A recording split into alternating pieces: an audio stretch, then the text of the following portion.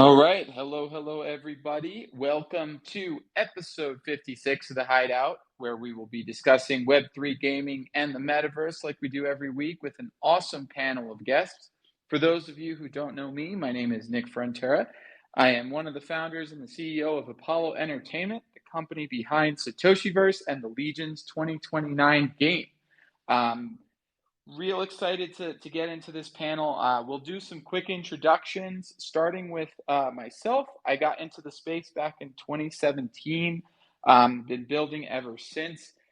For those of you who aren't familiar with the Satoshiverse, we started it back in 2020 with DC and Marvel comic artist Jose Delbo, and it started off as a comic art superhero universe and has evolved into a community that's just loves everything Web3 gaming and the Metaverse. So from that, about 2 years ago, we started building Legions 2029, which is our kind of flagship game that our team has been working on. We are super excited about that. Like I said, we've been building for 2 years. It is a hybrid between, essentially it has elements of an RPG, of a roguelike, and of a hack and slash game. So we were inspired by games like Diablo for the RPG elements. We were inspired by games like God of War for the hack and slash combat elements, and then games like Hades for the roguelike elements. So we kind of put it all together into a format that we believe can truly support an open player economy using NFTs and the blockchain more generally. We've been in alpha testing now in the community, testnet alpha for about 9 months, and we're super excited because we're getting ready to release our mainnet alpha on January 23rd, so super close, 2 weeks away. I won't go too deep into all that. There's tons of details in the pinned tweet that I put on the top, so please check it out. You've got gameplay trailers. We talk about some of the prizes, including some of the incentives you have to sign up right now. And so I will quickly mention that if you sign up now, your characters are going to be able to get a special limited edition skin when you join. But the game is going to be completely free to play, free to download. You'll get to play it, and if you get to level 5, you'll be able to mint your avatar and have it airdropped as an NFT for free. The avatars are totally customizable. We've got a cool avatar creator, and we have about 35 partners who you'll be able to add their emblem as a hero patch on your avatar. So we'll definitely be releasing more information in the coming days and weeks, but check out that tweet. It's got everything you need to know right now. And with that, we will move on to our other speakers. And I see we've got a few of them up here. I know we might have one more person joining, so if they do, we'll make sure to get them up here. But why don't we start? Okay, so I guess just before we start, give us a quick introduction of yourselves, of your projects, what you're building.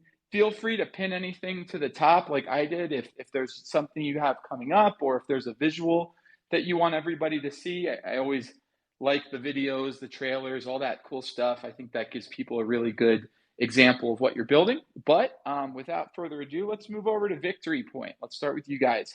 Nice to have you back.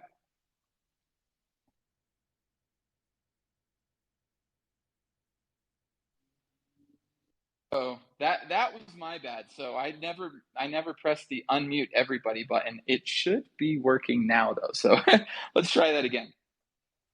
Yes, we're here. Thank you for unmuting us, unjailing us. My name is Dave.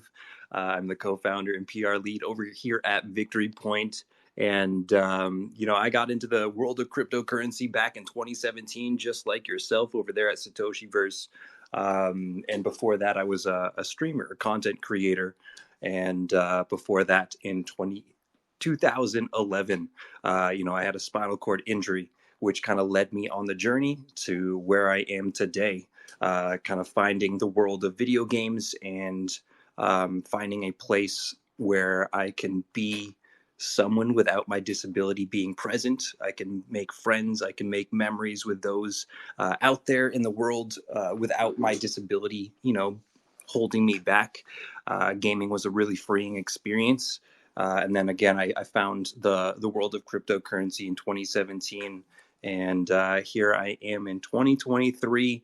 I am behind the Victory Point account, and what we're building here is a first-person shooter. And like yourselves over at Apollo Entertainment, the studio behind Victory Point is Victory Games Studio. And we did the same thing. We took inspiration from all the games that we've really enjoyed in our past. There's a lot of inspiration from CSGO, from Call of Duty, and many other games. You know, we're just picking pieces and parts that really stood out to us and kind of the best features from all games across the virtual world, and bringing those features to the game that we are going to be releasing here hopefully soon with our alpha release coming up. So I'll pin up a video. I'll pin up a post where you folks can sign up. You can see a little bit about what it is that we're building, see the graphics, see the gameplay, and hopefully get involved. But I'm happy to be here with you all in 2024. I am accompanied by the CEO of Victory Point, Julio Costa himself. So I know he may want to say something, but I just want to say I'm thankful for each and every one of you guys for building through these bear markets and sticking with us here today, because gaming is a big part of my life.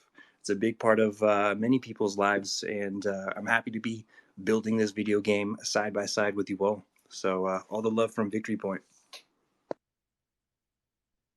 Amazing, Dave. Yeah, I'll just introduce myself as well. I'm Julio Costa, CEO, co-founder at Victory Game Studios. Dave, always love listening to your voice in these spaces. I don't join spaces too often because, of course, I'm quite busy, but when I get the opportunity, when the topic is about Web3 gaming, this is it. Dave knows, my team knows very well how excited and passionate I am about this space. And always is nice to kind of get the time, join on a space with amazing people. I see you guys at the Satoshiverse, you're building something amazing as well. So looking forward to learn more and to have a nice conversation. But when it comes to Victory Point, I think Dave covered majority of it. We are first person shooter building on Polygon. We have a very unique game with unique game hooks and also a very unique in-game economy, which is one of our strengths. But very looking forward to the conversation. Amazing. Well, glad you could be on. Glad you could make it. I know how busy everybody is. So, thank you again to all the speakers and to everyone who's joining us live, because it's awesome to be able to do this every week. Let's go over to Gamesodes. Nice to have you guys back. Tell us, for those who don't know, what you guys are building, and then we'll get into it with Spencer. Yeah, thanks for having us back. We appreciate it. Always fun to jump on with you. So my name is Davis. I'm the founder and CEO of Gamesodes, and Gamesodes is exactly what it sounds like. It's gamified episodes, and so we're starting out by taking the TV shows that we all grew up on and just loved, mad nostalgia, and we're turning them into gamified interactive episodes that you can play and collect from and trade. And so we launched last year with a series of collectibles trading cards from the classic Inspector Gadget from the 1980s, the one that many of us grew up on, know and love, and launched that. We have a couple of collections there that are really fun. Probably the most popular is the gadget trading cards. So we went through and meticulously detailed every single gadget that Inspector Gadget activated in the first season of 65 episodes. Turns out there's 165 of them, and made a trading card for every single one. And so we kind of like beta launched that last year. We went through 5 sets of 13, and we are now gearing up to relaunch that collection this year. We recently partnered with Rarible in their Rarible X Marketplace platform program and launched our marketplace just last week, actually. And so our community is onboarding there, and we're seeing a really interesting floor set. It is a bit higher, actually quite a bit higher than I had expected. So that's kind of fun, but should be more fun as we see more people getting on there and filling in their collections. But I think probably the most exciting part, an update that I can give, and this is actually a first live discussion I've had about it, is we recently launched the closed beta of our first interactive episode of Inspector Gadget. So it is a fully remastered episode, not just upres, not digitally cleaned. They took the 16 millimeter film, cleaned it, rescanned it, color corrected. It is just incredible. If you're a fan of the original show, or you're a fan of kind of restoration of nostalgia and old stuff, just watching the episode alone is phenomenal. But we went in and we talked with the IP owner of Inspector Gadgets, we're official licensee, and they agreed to allow us to make this kind of like a crowd fueled development, where, you know, especially if you're a holder of the existing collectibles, you get to contribute and communicate with us and provide feedback as we're developing and gamifying the episode. So we just launched the closed beta. We've accepted hundreds of invites to the closed beta. This was far more than we had accepted or even needed. And now have feedback coming in from people all over the world, telling us what they love about it, what they don't like about it, what they'd like to see more of. And we've already developed a new feature, actually, that was highly requested, that we're planning on launching this week. But in any case, I'll wrap it up there. The only thing I will mention is that if you're listening and you would like to join the closed beta, we'll open up the invites for listeners. Just make sure you sign up soon. The link is gameasodes.com/go/beta. So gameasodes.com/go/beta. And just sign up within the next hour and we'll make sure we get you in. It's a pretty fun experience. So I'll leave it there. Thanks, everyone. I love it. Well, great having you on. I'm excited to hear about all that progress. That sounds really cool as a fan of Inspector Gadget myself. The nostalgia is certainly there, and it's really cool all the different ways you guys are kind of reinventing that IP and doing some really cool things with it. So really excited to hear that you guys have been continuing to build and have your head down and had some awesome stuff in the last couple months. Please do go check out both of the betas, Victory Point and the Gameasodes. I think that's, we're big fans, so please do go check their betas out. And then, let's go over to Spencer and get this party started. Thank you, Nick. What is up, everyone? My name is Spencer Vogel. I'm the Business Development Manager with Satoshiverse and Apollo Entertainment. Been working with the team for the last 2.5, 3 years or so. Great to meet you, Dave and Julio, and always great to hear your voice, Davis. What's going on, everyone? So getting into the format a little bit for today's space. And Nick mentioned before, but yeah, feel free to pin stuff to the top. And Davis, might be easier if you have a link that's already posted on your Twitter about the beta. It might be easier to pin that to the top up here as well. But getting into the format, we're going to start out with a question for everyone for the group. I'll ask the question and call on someone to start, and then feel free to just jump into the discussion from there. And then we'll get into some individual questions for everyone, and then go back to some questions for the group at the end if we have time.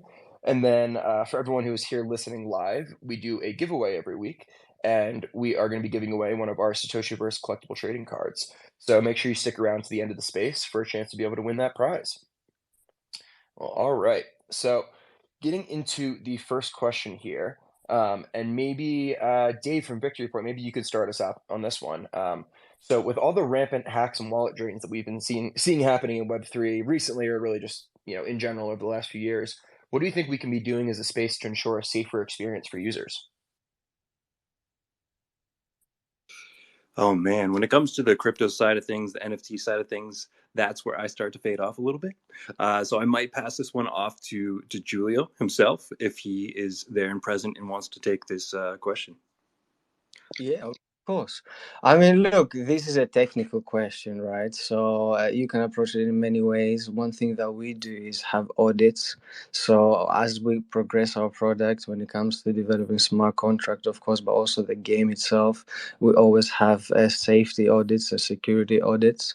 So that's something that we could do at our level, of course, startup studio. But as you scale, then you can even get involved with what you call them, hackers, offer bounties, etc. If you have like a chain that has a lot of vulnerabilities, etc.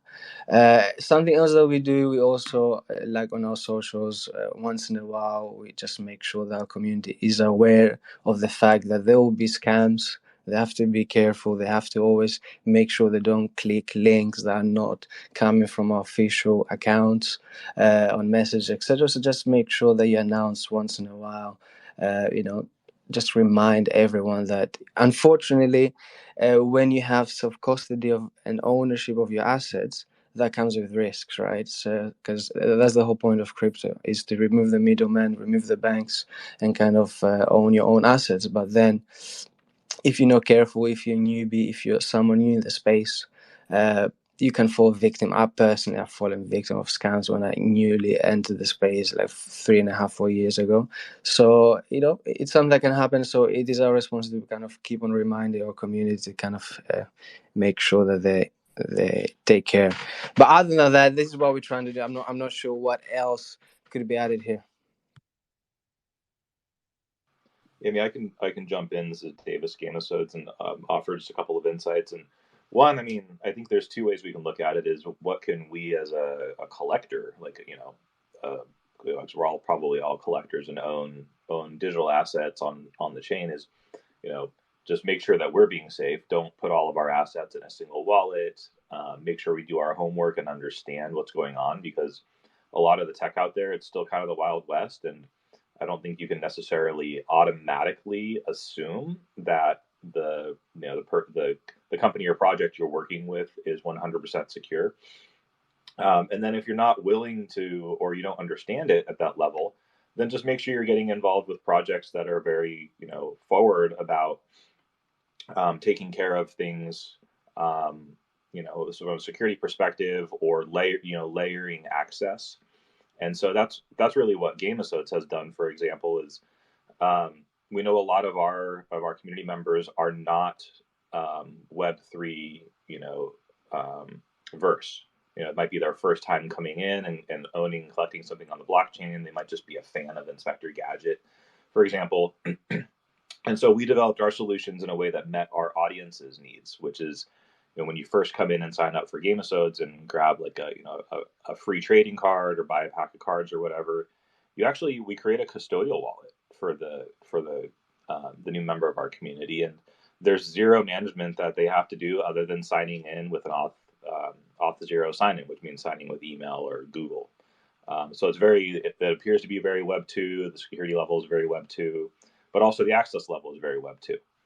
But then if you want to join the marketplace, what we decided to do was partner with a very high, I'd call it like high tech, well funded, well done wallet solution called the Magic Link wallet. It's the same one that Mattel uses for Barbie and Hot Wheels, and so Rarible introduced us to them. And so it's extraordinarily secure wallet, created by a company that's raised probably, I think their last raise was $50 million, and we can trust their security. We know our community can trust their security, and we communicate that. So in a way, like, we recognize we're not cybersecurity experts at Gamesodes. We create entertainment. So we like to partner with people who know what they're doing, and we're very kind of forward with our community about those types of things. Yeah, I think you guys covered it really well. I mean, I think kind of just parroting some of the stuff that was just said. My perspective is it's threefold. It's exactly the combination of everything. It's making sure that your own contracts and infrastructure is secure, and doing audits and really just trying to do the best you can to not only externally audit but also internally audit, especially as you scale with all the things, bug bounties and even community members who sometimes contribute and can look at that, and flagging bugs and having a feedback process that allows those things to be reported. I think that there's obviously a level of care that you need to do, but there's also, obviously, this is a very quickly developing market where best standards change almost monthly, right? And so I think that there's a challenge in always being up to speed. We've seen various very big projects have various aspects of their infrastructure hacked. And I think the bigger the project there is, the bigger the target there is on that project. So I think it is nice to see as an industry, as best standards emerge, it's important to kind of be aware of those best standards and best practices and adopt them. I think from a community level, the things that you guys just mentioned are what everybody should be doing. I know we have done in the past and probably continue to do, and I think it might actually be a good revamp spaces. We did one probably 6 months back on security and kind of had some security pros up here. I think it might be time to do another one with Yeah, things that's a great starting idea. to swing back. And yeah, I mean, education, I think, is where it starts. Having standards, I think, as a community that you won't DM first, right? Little things like that, so that people have expectations and things feel weird when, you've got a Discord, member impersonating, a team member of a project. It's not, it's because they can do some pretty close cloning of that account with very little to distinguish it. You can, if you have a policy that says, we're not going to DM you, I think it helps things like that. Just those little things, telling people that you're not going to have a surprise mint, for example, and that's something that we'll never do, and which could be a cool thing to do, in the abstract, have these surprises. But I also think that that's like the number one thing that hackers do is they take over a social media account or a Discord, and we've seen it recently with a few big projects, and they announce a surprise mint, and then there's a drainer contract on a website that looks just like the projects, and there goes all your stuff, right? And it's tough because there's not a whole lot we can do in this market, in this, at least at the level of technology as it is right now with self-ownership, to get that stuff back. And I think that's kind of part two. For me, part three is the industry evolving as a whole. I don't think the tech is good enough, frankly. I think that self-custody is a very important concept, but I think more and more we need to see technology to improve security and to give people options who may not be die hard, blockchain. I have to custody everything. I can't give anyone any sort of control. I think there are going to be middle ground solutions that allow, your normal person who just wants to interact with the products to come in. A lot of like what you were saying, Gamesodes, there's some third parties that are developing some really good software to accomplish those goals, and also very well funded, have a pretty great burn behind them. And, I know we're talking to them, and I think the whole space should be talking to these experts in creating solutions. Magic Wallet's definitely one of them. You have Third Web, you have Sequence, there's a lot. But even then, we saw what happened with Third Web's contracts, that not all, major infrastructure providers are infallible. So, I think we have to evolve as an industry. But in the meantime, I think it's all about education and just adhering to best practices. Jumping back to Victory Point, I see you have your hand up. Yeah, one last thing that I wanted to add to that was, it's not just about community education on how to protect themselves, but it's also internal communications of how we should operate and how we should protect ourselves as team members, and how protecting ourselves can also protect our community members, meaning having 2FA set up on all your accounts, having burner accounts set up. We all like to have our own lives outside of work. We all like to degen here and there, but that's got to be done on an account, on a Discord, on a Twitter that is separate from your actual work account. Something that we recently, took under our wing was these procedures internally on how we as team members should operate and how we should protect ourselves and thus protect the community. Because, attacks can happen from the team side of things. Team members might click something that seems legit, but it's actually not something that is legit. We're always doing outreach. We're always trying to make connections, and sometimes something slips under our radar, and something might happen. So we definitely have our own internal procedures that the team members work on and always are refreshing ourselves on when it comes to protecting ourselves and our community.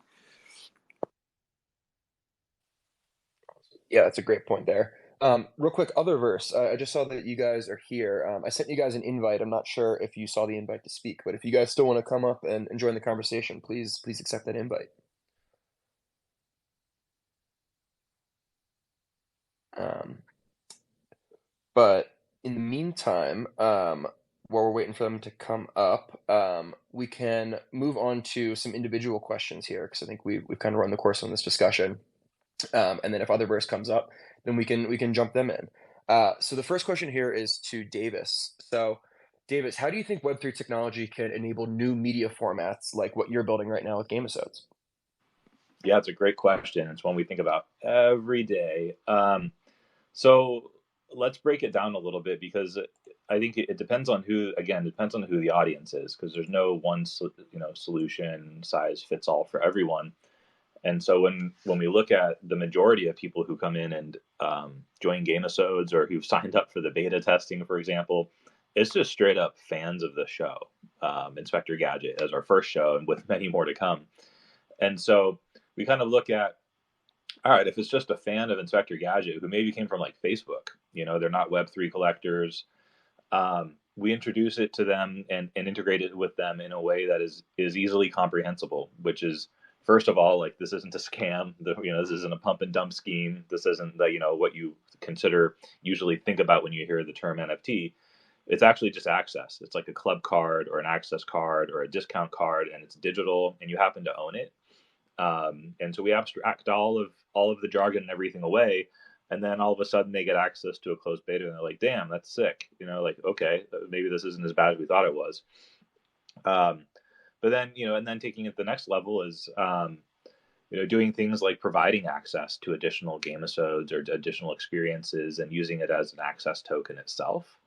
And then taking it all the way, into the gameisode, which is kind of a part of what we're going to be developing out, is, or we are developing out, is that you can, win items, unlock items inside an episode, a TV show episode, by playing games and interacting with the characters. And so with Inspector Gadget, just imagine like, you tap the screen to activate his Go-Go Gadget copter, and then if you do it a certain number of times, you unlock the Gadget Copter emblem or coin or collectible. And so you have that in game, but then eventually you could actually flip that out of the game into the marketplace. And so you can then, go try to collect all of them by trading on the marketplace. Or if you're just kind of like playing and having fun and those items don't really matter to you, then you can sell them to people who collect them. So those are just a few ideas of the types of things that we're thinking about. I will say, we're probably not your conventional Web3 gaming project. And it's largely because we really consider ourselves Web 2.5, and we're that bridge between the mainstream consumer, which, gives all their data away to companies and doesn't own anything online. And we're like, hey, like, take this olive branch we're handing you. You don't have to like trust anything because it's all Web 2. Just, you don't have to believe us necessarily. Just take it. It's just like what you're normally doing. You're having fun with online. But then, hey, let us show you the way. Like, actually, this is really, really cool, fun, and easy, and it's better for you on your behalf. The idea of digital rights and ownership. So I guess that's kind of some examples of what we're doing and a little bit more into our philosophy on it. Awesome. Up at Davis. Yeah, I think a lot of projects, maybe not make a mistake, but I think a lot of projects want to go full Web3 and don't realize that there can be some benefits of sticking kind of Web 2.5 and leading in that direction. And I think especially for new users, and if you're trying to engage with an IP that people know from the traditional sense, like, I mean, it can be really, really beneficial, and just helping people getting onboarded without people getting too confused and, without having a lot of these security risks and things like that we talked about before. So love it. So moving on, and then Dave or Julio, either of you guys can answer this, or both of you. How do you think blockchain technology can revolutionize first-person shooter gaming? Ooh, I love that question. There's so many different ways, and there's that, it can change the game for the world of first-person shooters. One of the ways that I think we would like to go, and we would like to see the industry go in this direction, is a more interoperable future for gamers. specifically in the first person shooter realm, or it could be anything and everything Web3 related, or maybe even have bridges from Web2 games and Web2 products over into the Web3 world. One of the most frustrating things that I experience as a gamer is I just feel so closed off to communities. I only have so much money in my pocket as a gamer, and I have to strategically place that money in games where I know I'm going to play them for a long time. Because once you buy that game, you're stuck with that game. You're locked into that game. The assets that you unlock in that video game, say Call of Duty, are only used in Call of Duty. What we're doing at Victory Point is we're having conversations with people across the Web3 universe, whether they're just a community a PFP community, maybe they're a game developer, maybe they're a media or entertainment outlet. We're trying to make these connections with folks to open the doors to opportunity for those playing our first person shooter game, meaning they'll be able to unlock assets in Victory Point, but these assets will also be able to unlock items and experiences in other platforms. Just to allow our gamers to have a little bit more freedom when it comes to navigating the virtual world. And that's one of the things that I see Web3 technology changing the world of first-person shooter video games is creating that freedom for our players.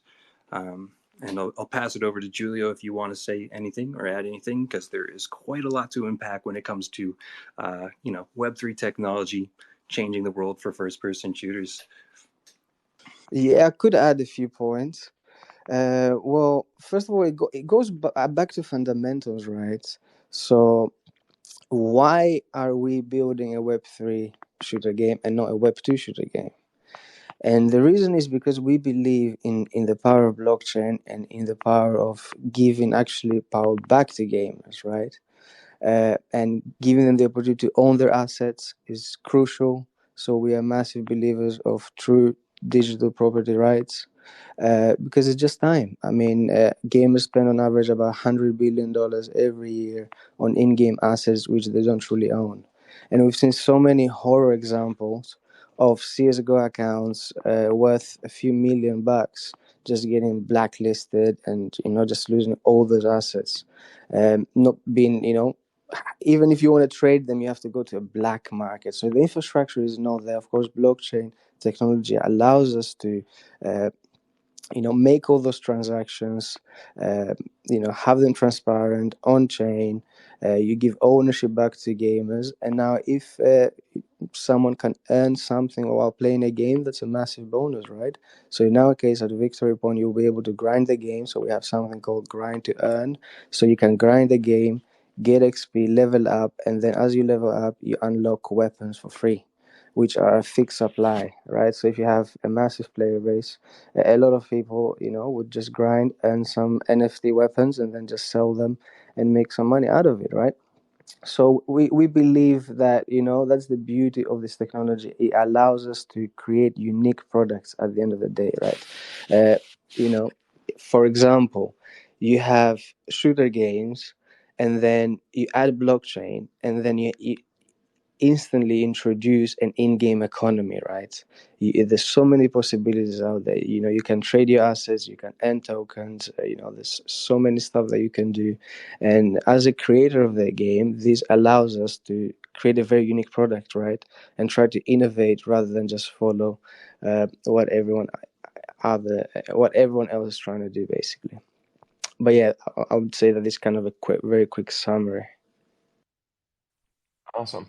Yeah, I personally never got into the first person shooter games because my parents were very strict and didn't let me play violent video games like that growing up. So I just, even as an adult, I never got into them. But I was big into like RuneScape and talking about kind of these like black market player economies. Like I remember being in like elementary school buying like gold off of random websites on the internet and like trying to, I don't know, just like not knowing whether or not it was legit and or if I was going to lose all my money or. And I'm sure back then it was like $5, but in elementary school that was a lot of money to me. But like you said, like people are losing serious amounts of money on these games and some of these centralized systems. So yeah, doing things in a decentralized way can definitely improve things. So yeah, really appreciate the response there. So moving on, it looks like so it looks like we still do not have Otherverse yet. So let's move on to our next question for the group here. And this question might be a little more catered to Victory Point because it's about esports, and first-person shooters definitely lend itself a little more to that. But just in general, how do you envision the future of esports within the Web3 gaming ecosystem?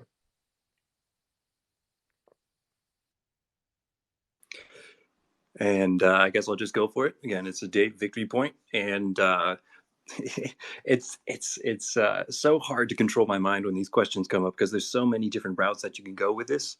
And of course, I will just share one thought, one idea when it comes to esports that we've been passing around the team.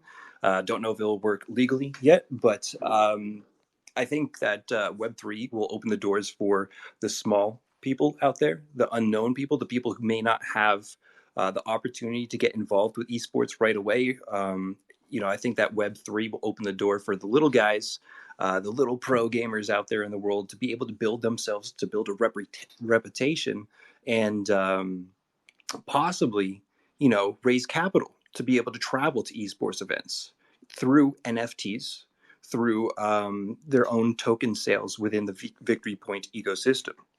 So you can hype up a community, build a community around your brand, around your esports team, sell them some NFTs. They are now contributors. They are now holders. They are now part of the team.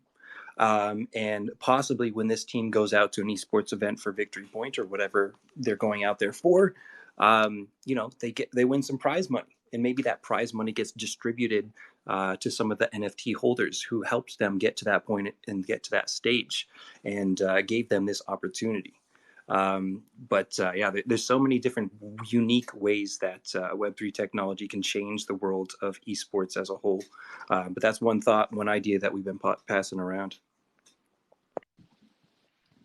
Yeah, I love the idea of building community around esports team from kind of like the inception. I think that's a really unique way of looking at it. In that, I think that the possibilities there are endless. Right, everything from you start to build a brand for the players, you start to build a streaming brand, you start to build, you could do digital assets, and that could convert to skins in game. Imagine you're a huge fan of Team Satoshi and Victory Point, and you watch them play, and maybe you get they win a championship, and then you get some prizes distributed, but then you can go and you can buy the skins for the uniforms that they were wearing during that championship, and then when you go and play Victory Point yourself, you're wearing that wearable, and then maybe that's limited, and it's limited to, like you would with the jerseys of players. I think it opens up the possibility to have these like micro fan bases that are sustainable, especially when you start to talk about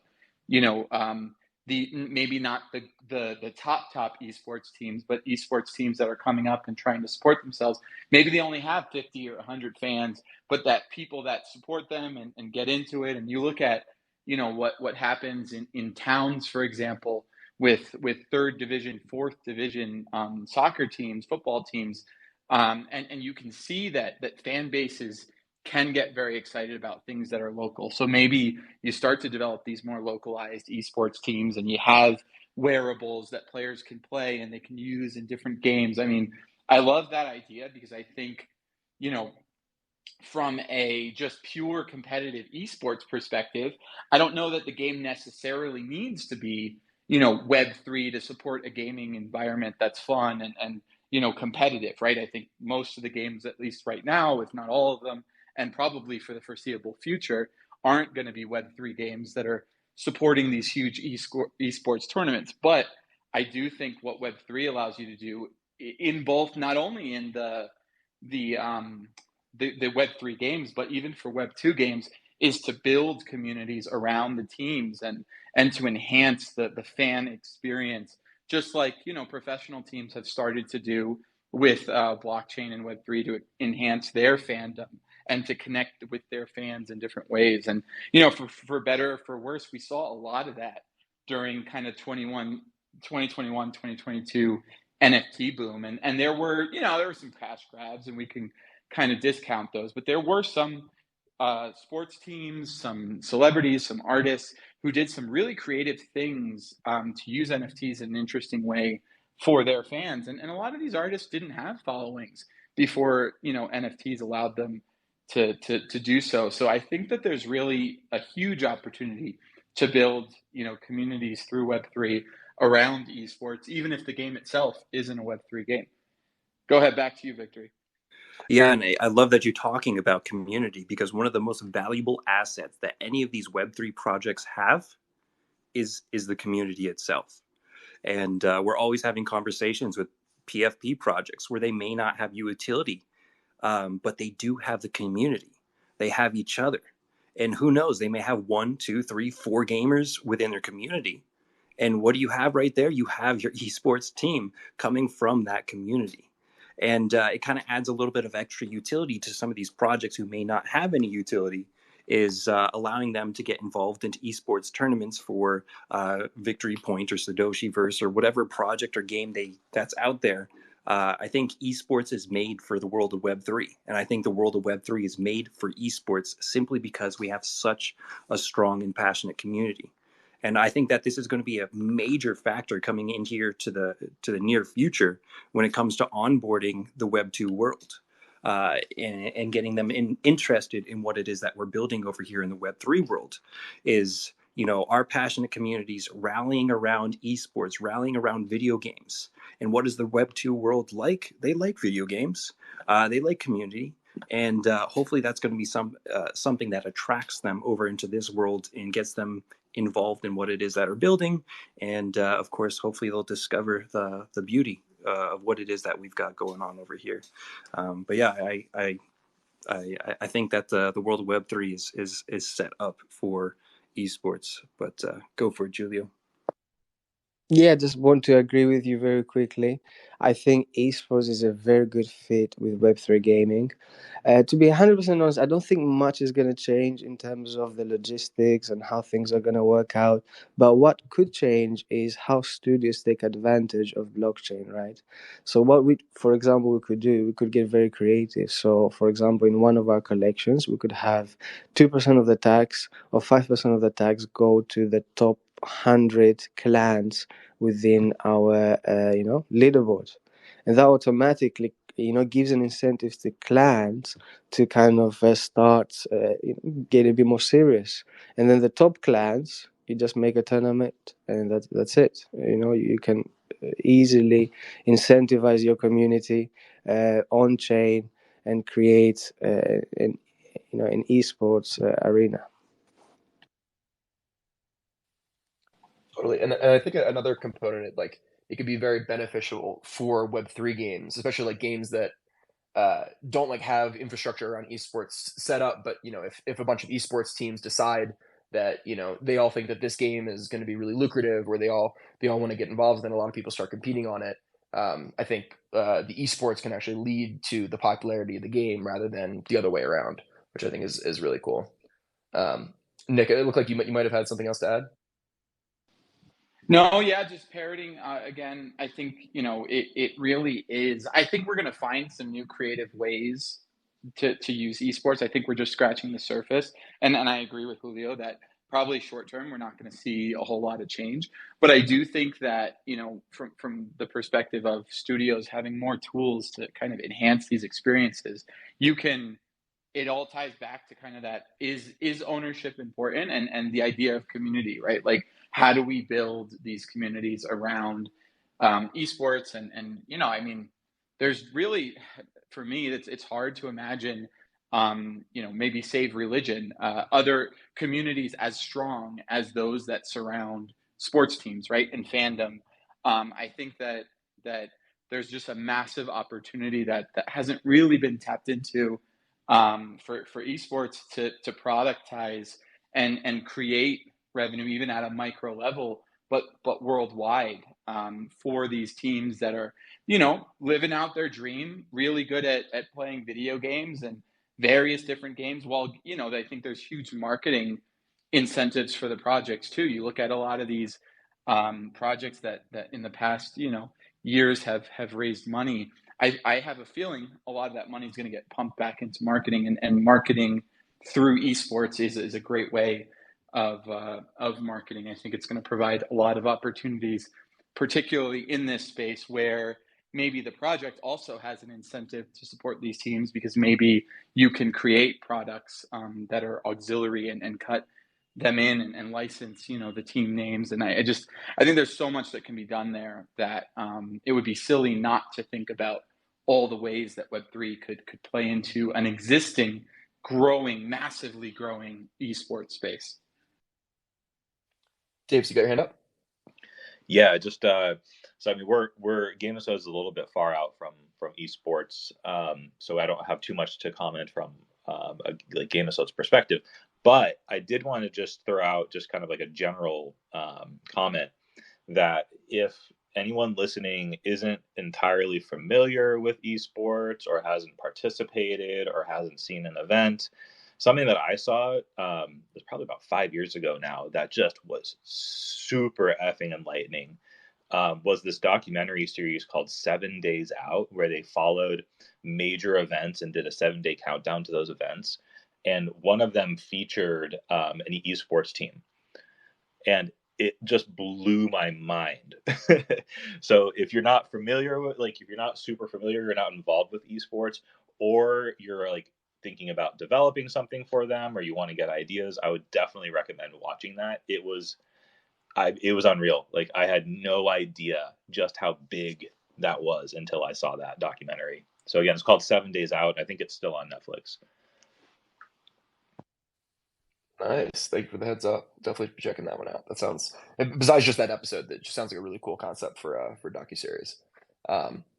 So moving on, we kind of have a little bit of a fun question here. And in this question, maybe try not to speak so much about your project and think about kind of other things that are going on in the space. But I'm curious, what has been one of your favorite moments in Web3 recently, either personally in the news, and that could be, from a conference you went to recently, or really anything.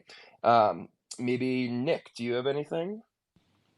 Yeah, for me, it's exciting to see. We're fortunate. We get to have awesome projects on here every week, and usually the ones that are excited are the ones that have been building and still building, and they're the ones who show up. So we get to see a ton of really cool development that may be major, maybe already people know about, or maybe flying under the radar. And I guess when we started building our game 2 years ago, we knew it was going to be a long haul. And we're seeing that was the same mentality that these teams had. And so while I think the first year of, blockchain gaming was characterized by what can you build in a month, right? And release. This year, I think we're going to start to see the product of 2 or 3 years of work coming to the market with some really great teams that are creating some really great experiences. And I think we're going to have the ability to rewrite the kind of narrative on blockchain gaming. And so, for me, it's kind of a general feeling I'm getting. I mean, obviously, it's nice to see the markets bouncing back. It's nice to see, good sentiment returning. It's nice to see some of these artists doing drops and cool stuff there. But for me, it's really knowing, because we have these conversations all the time, either here or, behind the scenes, knowing that people or companies are about to release some awesome stuff, and that's really going to, I think, give people a different perspective on what's possible. And I think it's really going to begin the period of kind of mass experimentation backed by blockchain. And so I'm excited to see these projects launch. And it sounds bad, but I think I'm excited to see what works and doesn't work specifically.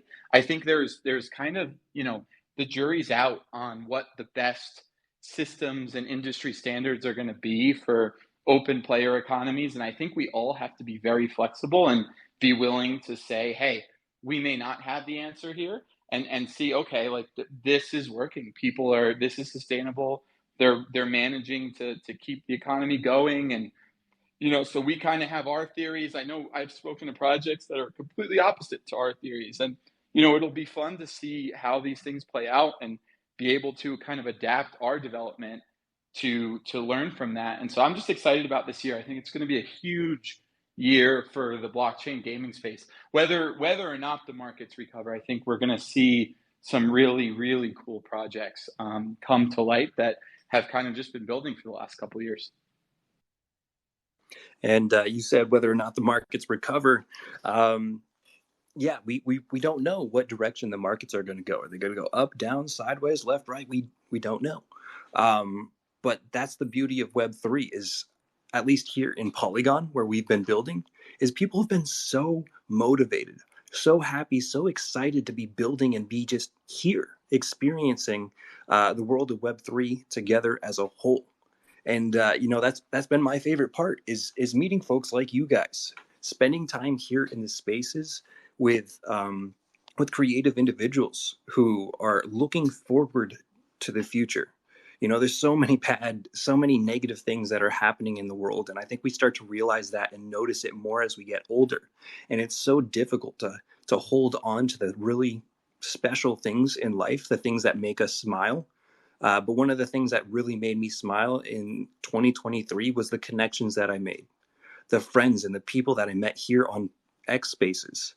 That may sound silly, but it's very important to surround yourself with like-minded individuals. And I'm so happy that I found the world of gaming. I'm so happy that I found the world of Web3 because personally, my life has been challenging. Of course, I'm like I said, living life paralyzed from the neck down. I'm limited to a power wheelchair, and I don't always get to experience the wonderful things that able-bodied individuals get to experience. But here in the world of Web3, people have been so motivating, so accepting, and so passionate about what it is that they're building, and it just gives me so much hope for the future. And that's literally what I tweeted out the other day, coming from 2023 and turning into the year 2024, is I'm happy for each and every one of you guys. I'm thankful that you stuck it out and you continue to build through these past couple years. And I as well look forward to these products being revealed, and hopefully the community's supporting these projects even more and even further, because these are the people that matter, the people who stuck it out, the people who didn't just come here for a quick cash grab. So I'm happy and thankful for the past couple of years where we've been building side by side alongside our friends, and I'm thankful for the friends that we've made. I'm thankful for the community that we've discovered, and I'm so excited for the video games that are about to be released to the world in 2024, 2023, and beyond. It's such an exciting space to be a part of, and it truly does give me life. It gives me a reason to live, and I'm just thankful to be a part of it, honestly. So I'm thankful for each and every one of you guys, and that's been one of my favorite things that I've experienced in the past couple of years is you all.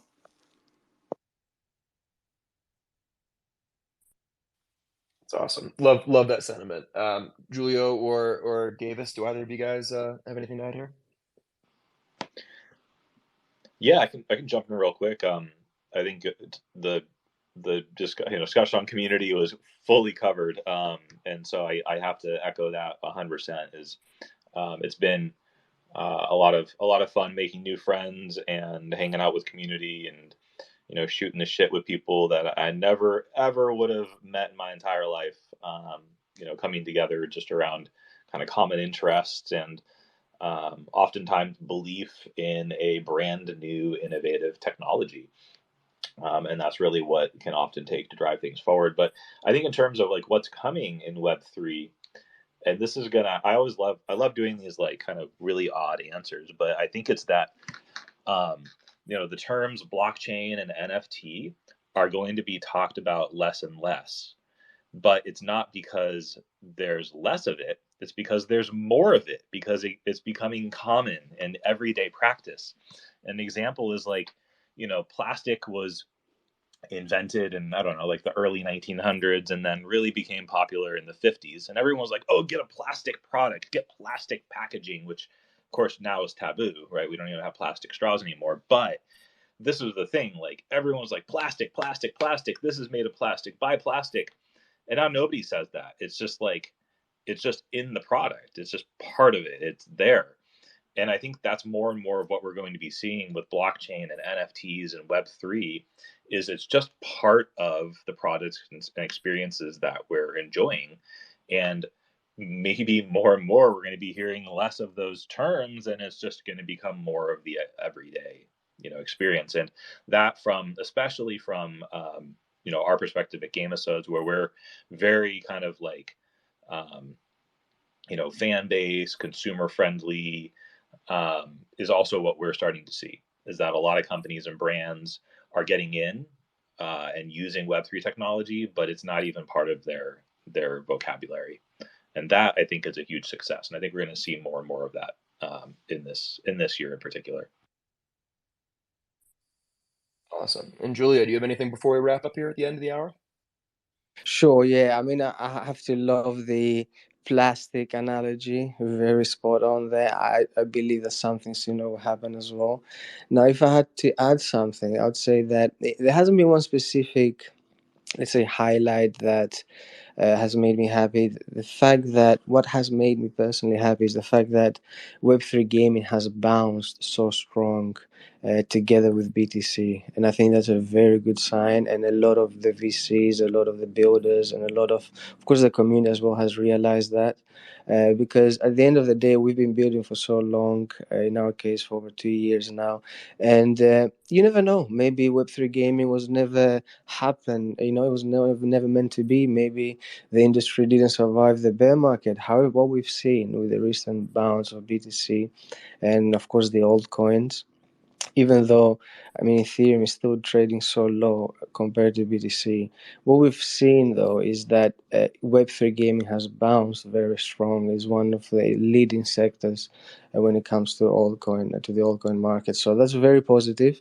It has helped a lot also with financing. We've seen some massive rounds raised recently, and I've had chats with quite a few teams, and we had chat last week with CDFI, the guys at Neo Tokyo, and I mean, you know, there's a lot of money being raised, which is good. That means that there's a lot of enthusiasm. We survived, which is positive. And not only that, but as mentioned earlier, we now have a massive, strong lineup of amazing games that will hit the market, and we hope that this will create a network effect, right? And this will, of course, strengthen and push forward the space. So generally, super optimistic. I mean, this industry is just 3.5 years old, so it's just a baby, and the next 5 to 10 years will be massive. I think this space will minimum 10 to 50x within the next 10 years, and of course, we want to be building from day one, because this is what we do, right? We love the space. We're building here 14 hours a day. Me, David, the whole team. Because we truly believe in the vision and in the future. But yeah, these are some points from me. It was great, by the way, to join this space. Loved meeting some new people. I hope that we really join more spaces in the future. You guys always welcome to join ours as well. But it was a lovely conversation. Really enjoyed it. Awesome. Thank you, guys. So real quick, I'm going to announce the giveaway winner, and then I'll pass it back to Nick to close us out. So the winner this week of a MAV trading card is Ms. Sixy, or at Kristen494113938. Congratulations, Ms. Sixy. Please send us a DM to the Socialverse account, and we'll make sure to get you your prize. And then Nick, I'll pass it back to you to close us out.